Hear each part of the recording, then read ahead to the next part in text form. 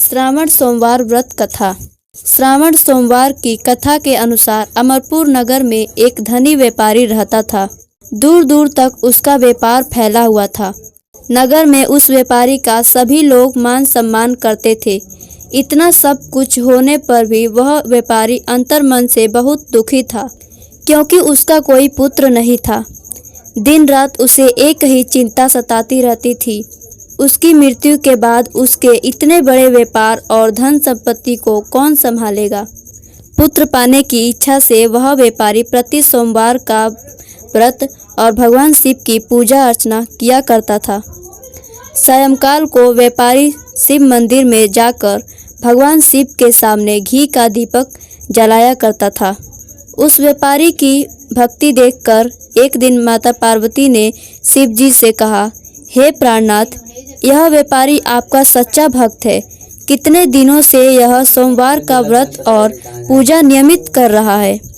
भगवान आप इस व्यापारी की मनोकामना अवश्य पूर्ण करें। भगवान शिव ने मुस्कुराते हुए कहा, हे पार्वती, इस संसार में सबको उसके कर्म के अनुसार फल की प्राप्ति होती है।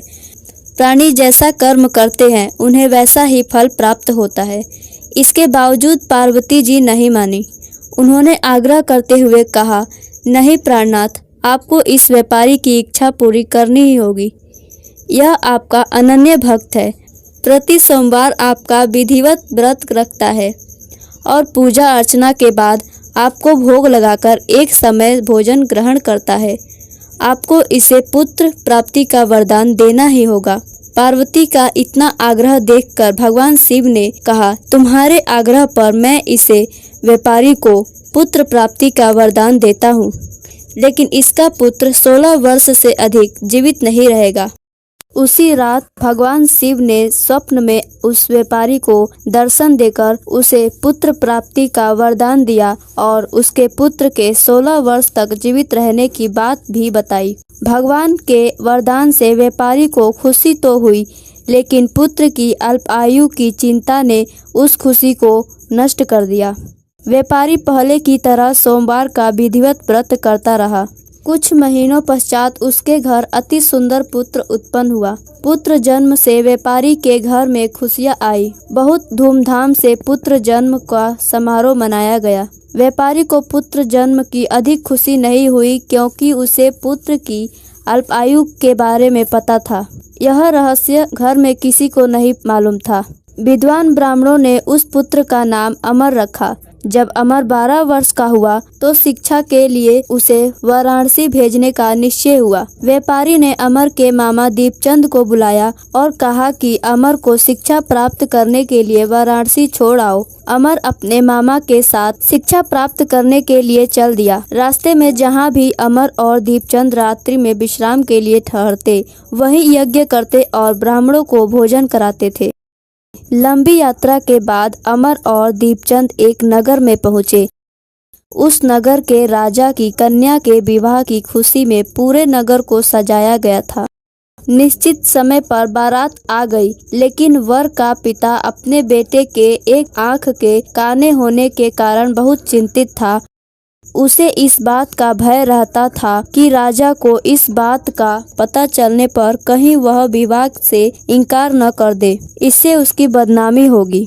वर के पिता ने अमर को देखा तो उसके मस्तिष्क में एक विचार आया। उसने सोचा, क्यों न इस लड़के को दूल्हा बनाकर राजकुमारी से विवाह करा दूं। विवाह के बाद इसको धन देकर विदा कर दूंगा और राजकुमारी को अपने नगर में ले जाऊंगा। वर के पिता ने इसी संबंध में अमर और दीपचंद से बात की। दीपचंद ने धन मिलने के लालच में वर के पिता की बात स्वीकार कर ली। अमर को दूल्हे के वस्त्र पहनाकर राजकुमारी चंद्रिका से विवाह करा दिया गया। राजा ने बहुत सा धन देकर राजकुमारी को विदा किया। अमर जब लौट रहा था तो सच नहीं छिपा सका और उसने राजकुमारी के ओढ़नी पर लिख दिया, राजकुमारी चंद्रिका, तुम्हारा विवाह तो मेरे साथ हुआ था। मैं तो वाराणसी में शिक्षा प्राप्त करने जा रहा हूँ। अब तुम्हें जिस नवयुवक की पत्नी बनना पड़ेगा वह कान्हा है। जब राजकुमारी ने अपनी ओढ़नी पर लिखा हुआ पढ़ा तो उसने काने लड़के के साथ जाने से इनकार कर दिया। राजा ने सब बातें जानकर राजकुमारी को महल में रख लिया। उधर अमर अपने मामा दीपचंद के साथ वाराणसी पहुंच गया। अमर ने गुरुकुल में पढ़ना शुरू कर दिया।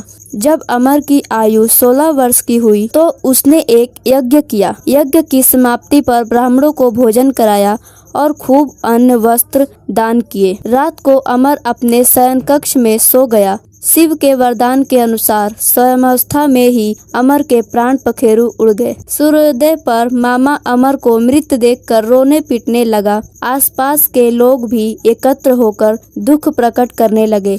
मामा के रोने बिलाप करने के स्वर समीप से गुजरते हुए भगवान शिव और माता पार्वती ने भी सुने। पार्वती जी ने भगवान से कहा, हे प्राणनाथ, मुझसे इसके रोने के स्वर सहन नहीं हो रहे। आप इस व्यक्ति के कष्ट अवश्य दूर करें। भगवान शिव ने माता पार्वती जी के साथ अदृश्य रूप में समीप जाकर अमर को देखा तो पार्वती जी से बोले, पार्वती, यह तो उसी व्यापारी का पुत्र है। मैंने इसे 16 वर्ष की आयु का वरदान दिया था।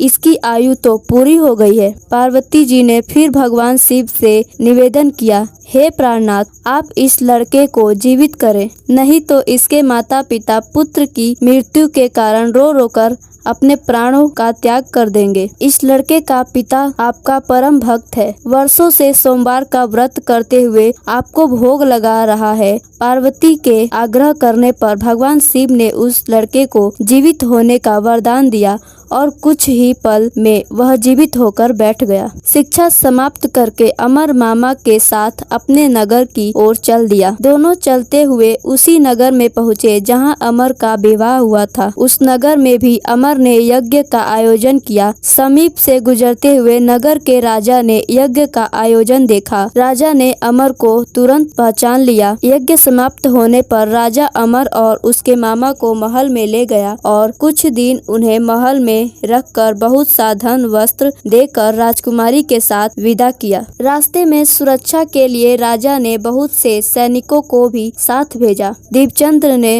नगर में पहुंचते ही एक दूत को घर भेजकर आगमन की सूचना भेजी। अपने बेटे अमर के जीवित वापस लौटने की सूचना से व्यापारी बहुत प्रसन्न हुआ। व्यापारी ने अपने पत्नी के साथ स्वयं को एक कमरे में बंद कर रखा था। भूखे प्यासे रहकर व्यापारी और उसकी पत्नी बेटे की प्रतीक्षा कर रहे थे। उन्होंने प्रतिज्ञा रखी थी कि यदि उन्हें अपने बेटे की मृत्यु का समाचार मिला तो दोनों अपने प्राण त्याग देंगे। व्यापारी अपनी पत्नी और मित्रों के साथ नगर के द्वार पर पहुंचा। अपने बेटे के विवाह का समाचार सुनकर पुत्रवधू राजकुमारी चंद्रिका को देखकर उसकी खुशी का ठिकाना न रहा। उसी रात भगवान शिव ने व्यापारी के स्वप्न में आकर कहा, हे श्रेष्ठी, मैंने तेरे सोमवार के व्रत करने और व्रत कथा सुनने से प्रसन्न होकर तेरे पुत्र को लंबी आयु प्रदान की है। व्यापारी बहुत प्रसन्न हुआ। सोमवार का व्रत करने से व्यापारी के घर में खुशियां लौट आई। शास्त्रों में लिखा है कि जो स्त्री पुरुष सोमवार का विधिवत व्रत करते हैं और कथा सुनते हैं, उनकी सभी मनोकामनाएं पूरी होती हैं। हर हर महादेव।